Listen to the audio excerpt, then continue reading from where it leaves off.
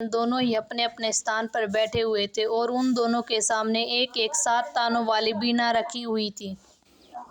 सम्राट ने सबसे पहले रागिनी को मौका दिया। रागिनी ने बहुत ही मामूली सी धुन बजाना शुरू किया। किसी को उसमें कोई गड़बड़ महसूस नहीं हुआ, पर रागिनी का इसी वाद्य यंत्र बजाने के पीछे एक बहुत बड़ा कारण था। रियान रागिनी के धुन को बहुत ध्यान से सुन रहा था।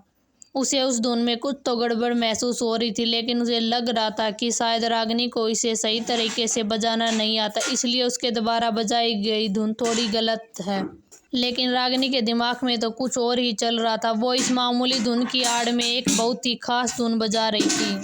सारे लोग उसकी धुन में मंत्रमुग्ध हो रहे थे, लेकिन किसी को इसमें कुछ गड़बड़ महसूस नहीं हो रही थी। सारे लोग उसकी धुन में मंत्रमुग्ध हो रहे थे, लेकिन किसी को भी इसमें गड़बड़ महसूस नहीं हो रही थी। रागिनी, जिसकी उंगलियां भले ही वीणा के तानों पर नाच रही थी, लेकिन उसका ध्यान सभी लोगों पर था। सब में खास करके उसका ध्यान रुहानिका पर था। इस धुन को सुन रुहानिका का सिर भारी हो रहा था। तभी रागिनी ने अपनी उंगलियां फेरते हुए धुन की आवाज को थोड़ा और तेज किया, जिससे रुहानिका की आंखें एक पल के लिए हरी हो गई। ये देखते ही रागिनी के चेहरे पर एक मुस्कान आ गई और उसने अपनी धुन को वापस एक मामूली संगीत में बदल दिया। वहां क्या हुआ यह किसी को समझ नहीं आया। रागिनी अपनी धुन को जारी रखते हुए बोली, मतलब रुहानिका को लेकर मेरा शक बिल्कुल सही था। वैसे ही उसने थोड़ी देर में अपनी धुन को समाप्त कर दिया। उसकी धुन समाप्त होते ही सब लोग अपने होश में आ गए। सबसे पहले सम्राट ताली बजाते हुए, अद्भुत अद्भुत कौशल है तुम्हारा। महेंद्र को तो समझ ही नहीं आ रहा था कि उसकी मूर्ख बेटी के पास इतनी अद्भुत कला कहाँ से आई। उसे तो ऐसा महसूस हो रहा था जैसे उसकी मूर्ख बेटी अब बिल्कुल भी मूर्ख नहीं रही।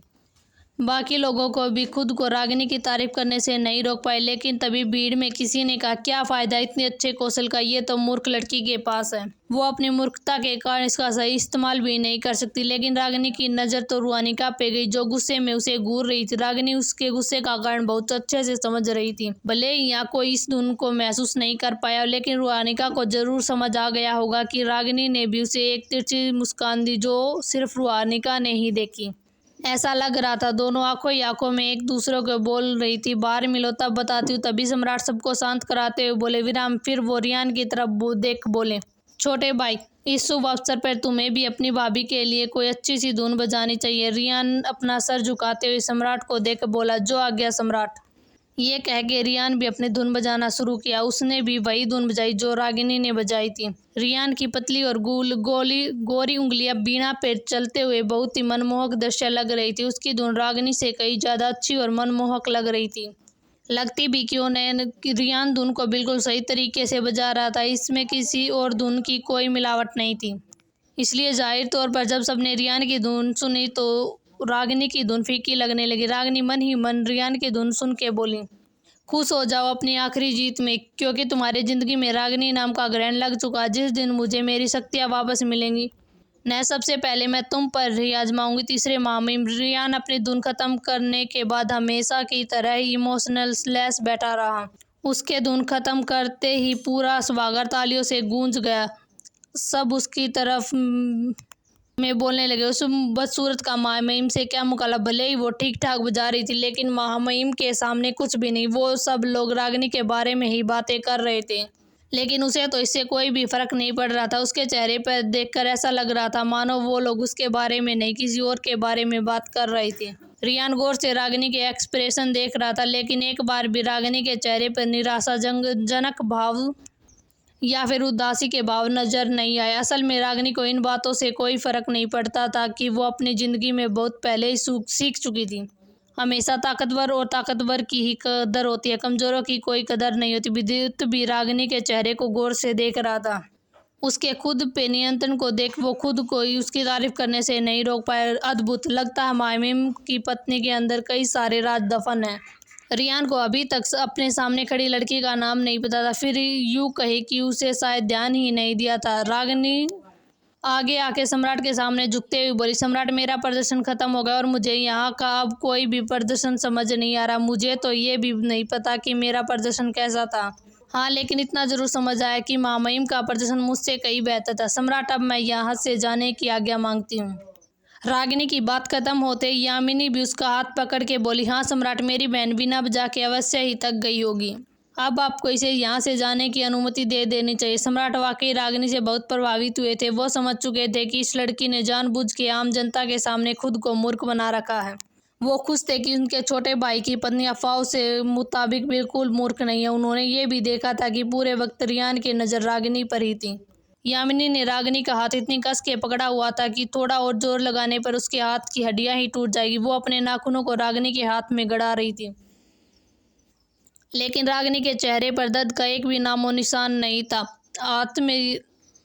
जिस हाथ में यामिनी नाखूनों को गड़ा रही थी वो उसका ही है नहीं। भला ये चीज रियान और विद्युत की नज़रों से कैसे नहीं आती। उनकी आंतरिक ऊर्जा बहुत ज़्यादा शक्तिशाली थी, इसलिए वे लोग यामिनी की हर हरकत को साफ देख रहे थे। रियान खुद को भी ये सोचने से नहीं रोक पाया, अगर ये उनके सामने अपनी छोटी बहन के साथ ऐसा व्यवहार कर रहे हैं तो घर जाने के बाद वे कैसा व्यवहार करते होंगे। सम्राट ने भी यामिनी की यह हरकत देखी। वो मन ही मन गुस्से से बोला, क्या इसे इतना भी ज्ञात नहीं कि ये इस वक्त कहाँ खड़ी है। भले ही उनकी छोटी भाभी की साम्राज्य में प्रतिष्ठा कुछ भी हो, लेकिन उसे सम्मान देने के लिए इतना ही काफ़ी था कि वो शाही परिवार की सदस्य है। और यहाँ ये लोग उसके सामने उनकी छोटी भाभी को चोट पहुंचाने की कोशिश कर रहे थे। यामिनी ने भी अभी रागिनी का हाथ वैसे ही पकड़ रखा था, लेकिन रागिनी ने अभी तक एक शब्द नहीं कहा था और न ही कोई प्रतिक्रिया दी थी। वो सम्राट की प्रतिक्रिया देने का इंतजार कर रही थी। सम्राट थोड़ी चेतावनी भरे लहजे में यामिनी को देखकर बोले, अगर हमारी छोटी भाभी को आराम की आवश्यकता है तो बेशक वो यहाँ से जा सकते, किंतु आपको पता होना चाहिए राजकुमारी यामिनी कि आप इस वक्त कहाँ हैं, किससे बात कर रही है और किसे छू रही हैं। सम्राट की चेतावनी भरा लहजा सुनते ही यामिनी ने झट से रागिनी का हाथ छोड़ दिया। महेंद्र भी यामिनी की इस हरकत से बिल्कुल भी खुश नहीं थे। यामिनी ने न तो जगह देखी और न ही लोग और अपना संयम खो दिया। सम्राट की चेतावनी से यामिनी का गला अंदर तक सूखने लगा और उसके माथे पे पसीने की बूंदें उभर आई। एक पल के लिए तो वो भूल ही गई थी रागिनी अब शाही परिवार का हिस्सा है। सम्राट के रागिनी की छोटी भाभी कहने से बाकी कबीलों के मुखिया की नज़र रागिनी पर चली गई। अगर कोई सबसे ज़्यादा शौक में था वो था रियान, जिसे समझ नहीं आ रहा था कि वो कैसे रिएक्ट करे। पल में रंग बदलने वाली ये लड़की खुद उसकी ही बीवी थी। वो खुद को एक बार फिर से रागिनी की तरफ देखने से नहीं रोक पाया और सम्राट की आज्ञा मिलने के बाद वह वहाँ से तुरंत चली गई। सम्राट ने जानबूझकर पहले रियान को रागिनी की पहचान के बारे में नहीं बताया था, वरना उन्हें अपने छोटे भाई के बारे में अच्छे से पता था। वो रागिनी को एक नज़र तक नहीं देता। विद्युत भी रागिनी को बड़े ही गौर से देख रहा था। पूरे साम्राज्य में ये पहली लड़की थी जिसपे महामहिम के रूप का कोई भी जादू नहीं चला। यहाँ तक कि उसने एक पल के लिए भी रागिनी की आंखों में रिया के लिए बेशुमार नफरत भी देखी थी। और ख़ास बात यह थी कि वो लड़की महामहिम की ही पत्नी थी। रागिनी के जाने के बाद रियान और विद्युत एक दूसरे की नज़रें मिली। उन दोनों ने जैसे ही आंखों में कुछ बात की और फिर एक दूसरे से नज़रें फेर ली। रागिनी जब सभागार से बाहर पहुंची तो विन्नी उसका भाई इंतजार करती। विन्नी बाहर ही रुकी थी क्योंकि दास और दासियों को अंदर जाना वर्जित था। तभी वहाँ सम्राट का एक खास सेवक रागिनी को आके प्रणाम करते हुए, राजकुमारी सम्राट का आदेश है कि कुछ दिनों में शिकार युद्ध होने वाला, तब तक सभी शाही सदस्यों को शाही महल में ही रहना है, इसलिए चलिए मैं आपको आपका कमरा दिखा देता हूँ। रागिनी के जाने के उत्सव उसी प्रकार चलता रहा। रियान भी साम्राज्ञी को जन्मदिन की बधाई दी। उसके बाद और भी बहुत सारे अपने कौशल का प्रदर्शन कर रहे थे। धीरे धीरे वैसे ही जन्मोत्सव समाप्त हो गया।